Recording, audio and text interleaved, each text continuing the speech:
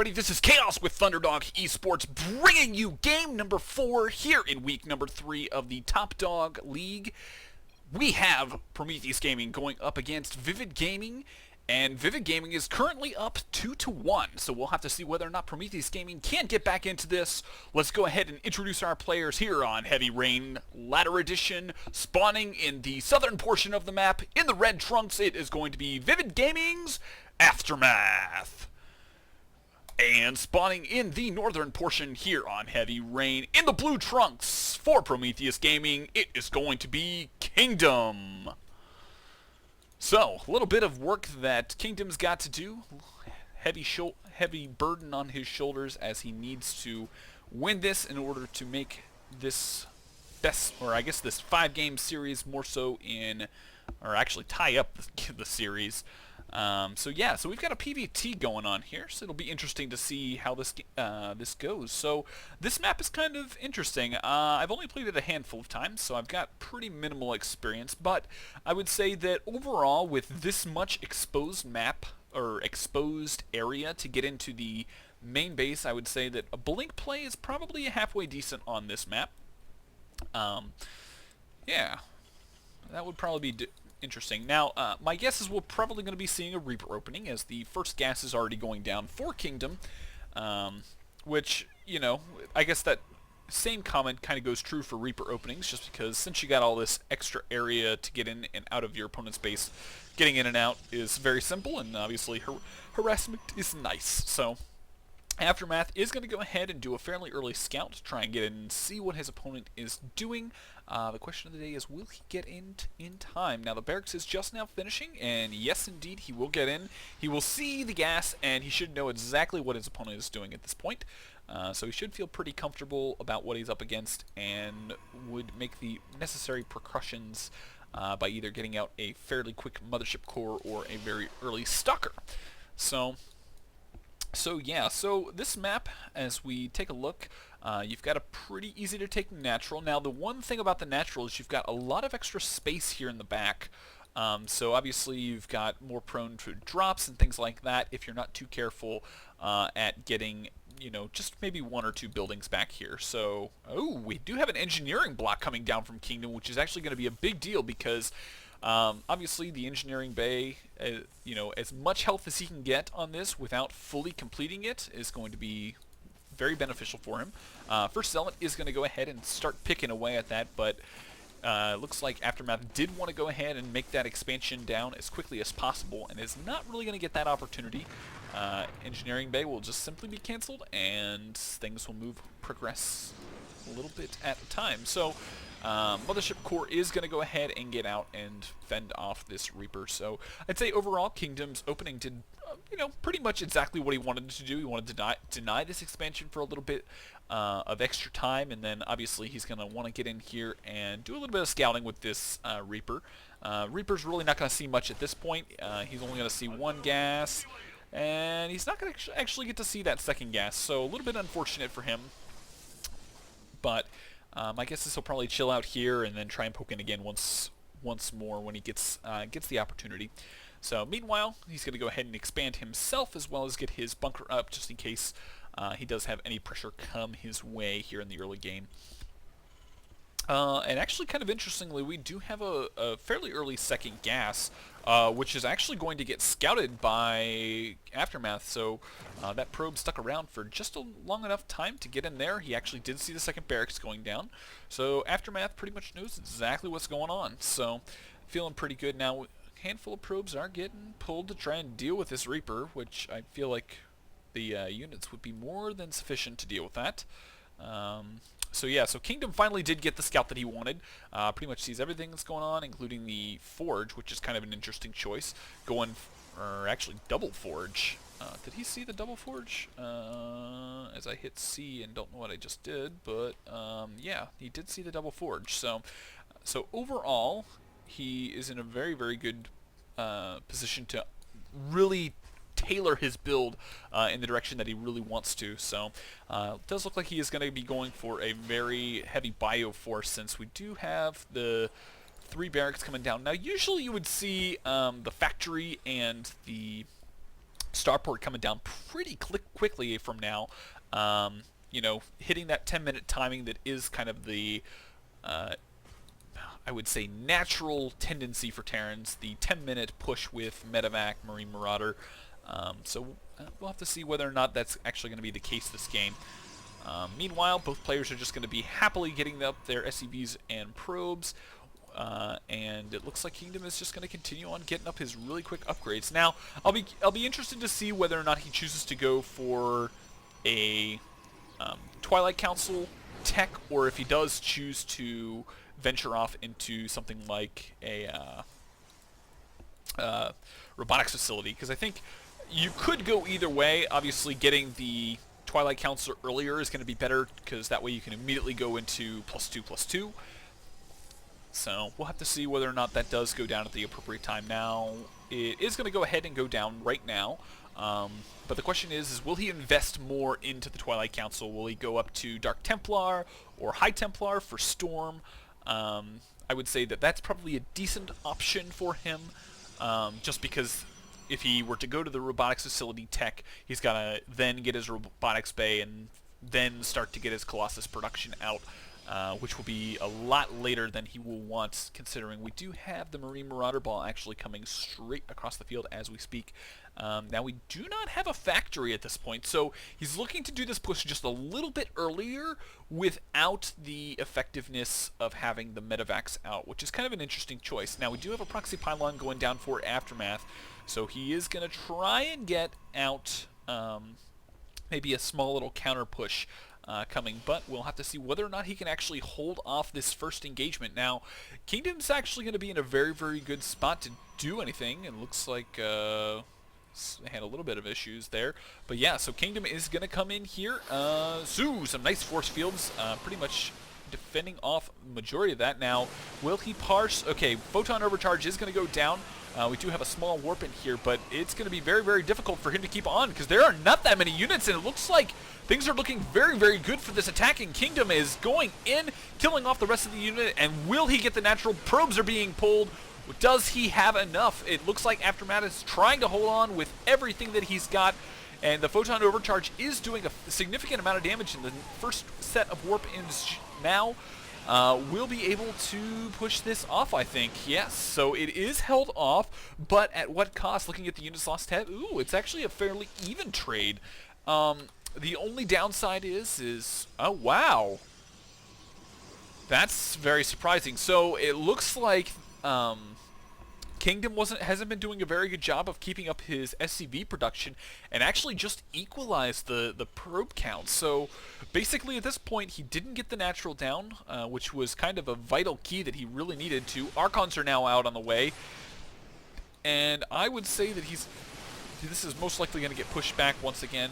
Ooh, that nice little micro there from that Archon, going to be able to save that. And with the time warp going down, the rest of this is going to get cleaned up at the cost of one of those Archons. But I'd say overall, aFterMath's in a good position to continue to hold this off, considering his opponent is still slowly trickling units across the field. There really isn't that much production here, and we're just now seeing the medevacs. Once those medevacs come out, then things might get into a little bit of a hairy situation. But I'd say overall the biggest proponent to his defense was probably the upgrades and the Archons there at the end.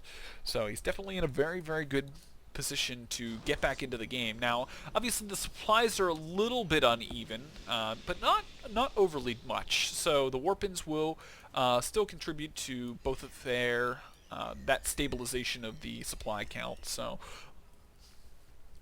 it does look like aFterMath is actually, I'm not sure what he's doing with this. Is he planning on pushing out with this? Okay, so yeah, so he is going to go ahead and push out. Now, Kingdom is sending a handful of units over to his opponent's base, which will probably pose to be a little bit of an issue for aFterMath.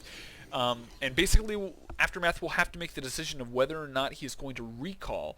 We do have a small drop going up into the main. One of these pylons is going to go down, which isn't going to put aFterMath in a supply issue at this point, but the second one is going to be going down, and so will the third, and that should supply cap our Protoss friend, as units are just streaming back and forth. Probes are being pulled And it looks like aFterMath is choosing to go all in with this. Protoss army across the map is trying to do as much damage as possible, as we see the SCVs being pulled from the natural, but I don't know.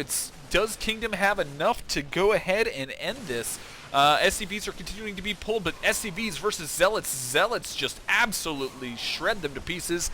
SCVs are falling slowly but surely, and the question of the day is does Kingdom have enough? There is no Nexus 2 recall here, so basically we are down to the wire. Now the question is looking at the income, aFtermath does have enough to rebuild his buildings, so to rebuild a Nexus, so if need be, he can actually start to rebuild. And looking at the army count, I would say, overall, this is pretty much, this is going to be more so in favor of the Terran player, as all of the buildings are being lifted. I'm not sure what the ping over there is for, but yeah, all of the buildings are being lifted to try and mitigate the potential for any issues going down. Yeah, so we do have the third base being taken for the Protoss player, but yeah, he's trying to get as much damage done as possible. Both players are significantly supply blocked, and this is probably going to turn back down to a base race, as we do have a lot of buildings still from Kingdom still being utilized. Now, I would say overall, like I said, since the mobility of the buildings for Terran player, I'd say, you know, a lot of these buildings are going to get saved. He's going to save a lot of his production, and there's really not much that aFtermath is going to be able to do in order to, you know, really mitigate any issues. Like I said, as far as the army is concerned, we've got slightly heavier gas-intensive units. Let's see, is Storm done? Storm is not done. So basically, it's just a matter of whether or not aFtermath can go across the field and take out his opponent's army and not let him produce any more units. So aFtermath is trying to hold on desperately. Ooh, the medevac almost getting taken out. Every unit counts at this point. He really needs to... ooh, might get a feedback. Oh, I guess there's not really much energy. So yeah, so it boils down to this single army here. If this army falls too early, then I would say that aFtermath has taken this game. Now, rest of the units are being... He's like trying to save every orbital command, except for this one's not even getting saved at this point. So does he have enough? That is the question. Zealots are coming in. He doesn't want to take the engagement on the low ground. Really needs to focus on getting up to his opponent's new main base, which was his old main. And yeah, at this point, it looks like aFtermath is finally going to start to get his production back and going. He is still significantly supply but capped, so basically at this point it just matters of whether... Ooh, okay, so that ship is going to go ahead and sail. Yeah, I really see it. I see a hard hill that aFtermath is going to have to climb in order to get back into this. Now, we do have, like I said, we do have some minerals being mined. No gas coming out of the Terran player. So yeah, so it's basically just a matter of, ooh, that is going to do a lot of damage. So yeah, so now we have a Widow Mine that is not in a very, very good position for aFtermath, and it's going to be very difficult for aFtermath to deal with that, because that's really the only mining base that he has. He doesn't really have the minerals to go ahead and build another base, so he pretty much has to deal with having a Widow Mine covering 3/4 of that mineral patch.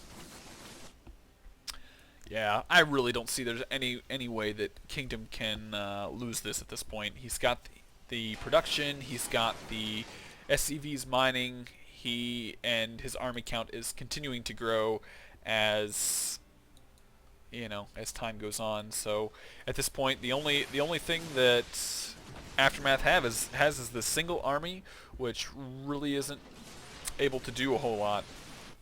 So so we're down to this last set of buildings for our hero aFtermath. We will have to see whether or not he can continue on. Oh, this is not good. Probes are getting killed left and right. We have Widow Mines going off, and mining has officially stopped for aFtermath. And bam. So yes, I believe this game is going to be over fairly soon here.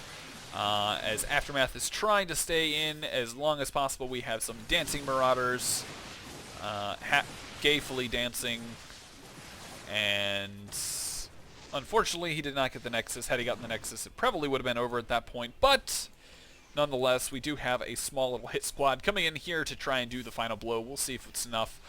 Marines are coming in. Ooh, nice little feedback on one of those medevacs. Some good micro coming out here from Kingdom. He's going to micro back and try and minimize any damage that is going to be done. And yeah, so the rest of the army is going to try and flank from the other side. Widowmine is still up here getting lots of probe kills as, bam, there goes another 2. So yeah, so basically at this point, without having the ability to build a robotics facility, there's no detection capable of detecting this Widow Mine, which means he can't mine efficiently. And it looks like Kingdom's going to be coming over here for the 3-pronged or 2-pronged final blow. We'll see whether or not aFterMath does have what he needs to hold on. He's actually going to go ahead and throw down these rocks, so it can't be a 3-prong. And first stim going down, going to bring back a couple units. Now, I'm not sure why he didn't try and take that. Rest of the probes are dying for aFterMath, and basically, aFterMath really just needs to say, okay, let's give it a go. If we lose, we lose. If we win, we win. But it does look like the Nexus is going to fall, and basically the last few units are going to get taken out here by Kingdom. So Prometheus Gaming is definitely doing a good job of keeping themselves in it. The score would now be 2-2. So we will have to go into our last game to see who reigns supreme. As we do have the final buildings falling here for aFterMath. Very good game. And there it is. Okay, I hope you guys enjoyed, and I will see you guys later. Hey everybody, I hope you guys enjoyed game number 4 here in this wonderful series. We've got ViViD going up against Prometheus Gaming. If you'd like to check out the next game, go ahead and click that right video box. It'll take you to the last game. If this is the first game that you're watching here, feel free to go back and check out the last game. That'll be in the left box. Also, if you enjoyed the casting, feel free to go ahead and hit that subscribe button down in the lower left-hand corner, as well as you can also click the logo just above the videos. And if you did like it, feel free to hit that like button and share with your friends on Facebook and Twitter. Also, if you have any tips, tricks, or anything else you'd like to share with the community, feel free to leave those in the comment section below. So I hope you guys enjoyed, and I will see you guys in the next game.